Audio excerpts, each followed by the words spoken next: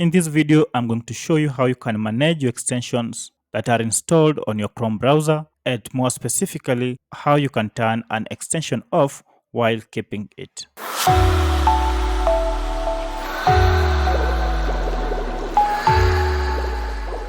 First, we need to go and find the list of all extensions installed or added to your Chrome browser.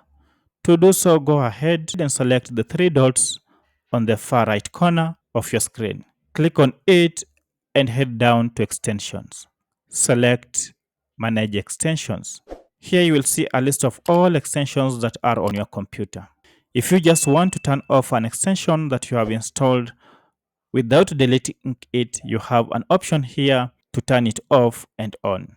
For instance, we want to turn off this extension. When you hover on it, you are told that this extension may read and change site information or run in the background.